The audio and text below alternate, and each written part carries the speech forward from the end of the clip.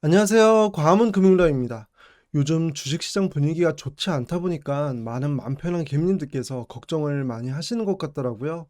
그래서 계속해서 좋은 투자를 하실 수 있도록 커뮤니티를 통해 뉴스를 정리해드리면서 계속 소통하려고 노력을 하고 있고요. 이외에도 어떻게 도움을 드릴 수 있을지에 대해서 제가 요즘에 고민을 많이 하고 있어요.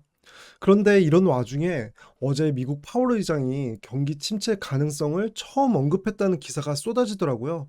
그래서 또다시 많은 분들께서 주가가 더 하락하는 것은 아닌지 이에 대한 걱정을 하시더라고요. 그래서 오늘은 이 내용을 상세하게 알아보고요. 앞으로의 주가 전망에 대해 함께 공부하는 시간을 갖도록 하겠습니다.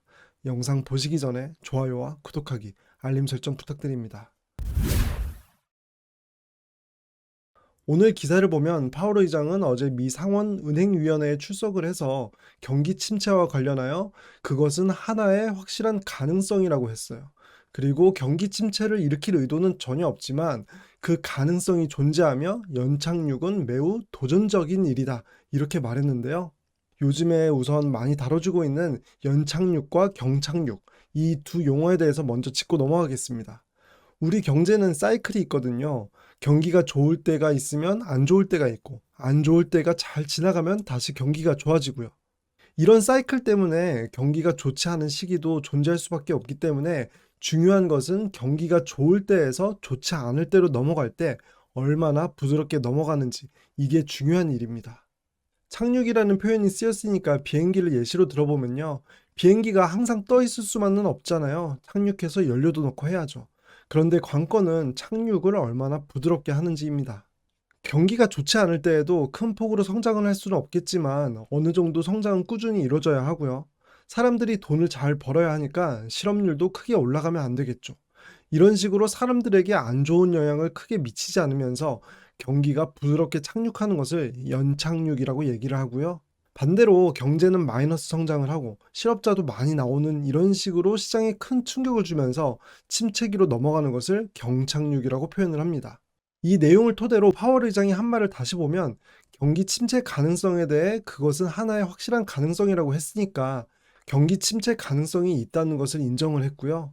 또 연착륙이 매우 도전적인 일이라고 말했죠. 그만큼 현재 상황이 시장에 충격을 주지 않는 연착륙을 하는 게 많이 어려워졌다. 이렇게 말하고 있는 거예요. 그런데 요즘 경기 침체 확률이 높다. 내지는 이미 경기 침체이다. 이런 뉴스들이 엄청나게 많이 다뤄지고 있는 상황에서 파월 의장의 이런 경기 침체가 일어날 수 있다고 말한 이 발언이 뭐 새삼 대단한가? 이렇게 생각이 될 수도 있을 텐데요.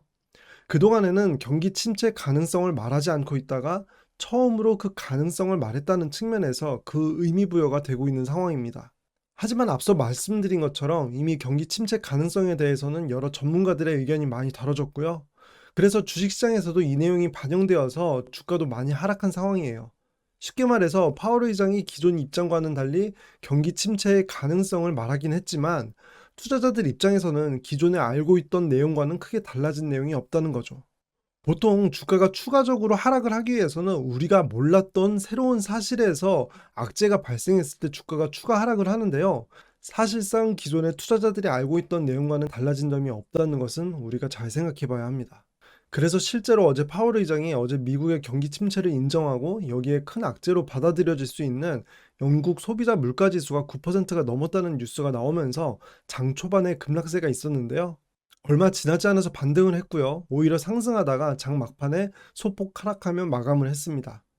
경기 침체를 인정했다는 그 정도 수준의 뉴스에 비하면은 하락한 폭이 매우 적기 때문에 거의 하락하지 않았다고 봐도 되는 수준이고요. 이걸 보면 최근에 악재로 계속 언급되고 있는 인플레이션이나 경기 침체 이런 뉴스 등에 대해서는 투자자들이 어느 정도 내성이 생겼고 팔 사람들은 이미 많이 팔았다 이렇게 해석할 수도 있겠고요. 또 다른 관점에서 생각해 보면 파월 의장이 지금 이 시점에서 이 정도의 발언을 해도 시장에 큰 충격을 주지 않을 거라 판단했기 때문에 경기 침체에 대한 언급을 하지 않았을까 이렇게 유추해 볼 수 있습니다. 그렇다면 앞으로 주식시장은 어떻게 될까요? 크게 두 가지 관점에서 생각해 볼 수 있는데요. 우선 첫 번째는 금리 인상입니다.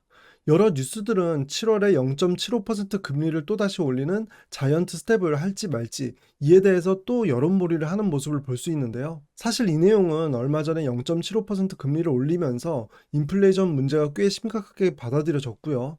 그래서 7월, 8월에도 이 정도 금리를 올릴 수 있다는 인식이 많이 깔린 상황이거든요. 그래서 뉴스에서는 자이언트 스텝을 계속 다루면서 위기감을 조성하긴 하겠지만 막상 7월, 8월에 자이언트 스텝을 하더라도 이 내용만으로는 새로운 사실이 아니기 때문에 주가가 크게 하락할 만한 내용은 아니라고 생각합니다. 이것도 이미 시장에 반영된 내용이라고 보고 있는 거고요. 두 번째로는 경기 침체인데요. 이 내용도 앞으로 한 개, 두 개의 분기 동안에 단기 침체에 대해서는 어느 정도 시장에서 선반영되어 있는 부분이 있거든요. 하지만 만약에 이 침체가 단기 침체에 그치지 않고 1년 이상 장기간 진행될 거라는 지표들이 나오기 시작하면 이 내용은 새로운 내용이기 때문에 주가가 추가 조정을 받을 가능성이 높아질 수 있는 그런 상황입니다.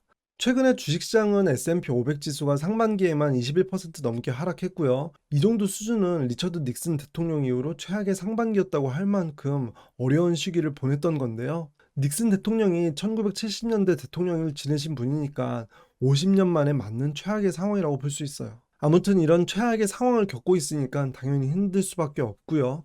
주가 상승기에는 좋은 주식을 꾸준히 계속 보유하고 매수하는 게 왜 어렵지? 이런 생각이 들었는데 요즘 같은 시장 상황에서도 계속 매수를 하는 건 어떻게 보면 인간의 본성을 거스르는 일이기 때문에 생각보다 어렵다는 것을 깨닫게 됩니다. 그래서 주식 투자로 잠깐 돈을 버는 사람은 많아도 결과적으로 돈을 버는 사람은 많지 않은 게 바로 이런 이유 때문이겠죠. 하지만 다른 사람들이 다들 포기하는 지금과 같은 시기에도 꾸준히 좋은 주식을 매수해야 남들과 다른 최종 결과를 얻을 수 있다는 것을 맘 편한 기엠님들께서 잘 생각해 주셨으면 좋겠고요. 1년, 2년 단기의 성과가 아니라 우리가 처음 주식 투자를 할 때 그 생각처럼 10년, 20년 후를 내다보는 꾸준한 투자를 하실 수 있길 바라겠습니다.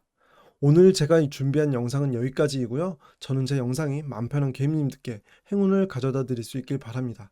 영상 끝까지 시청해 주셔서 감사합니다.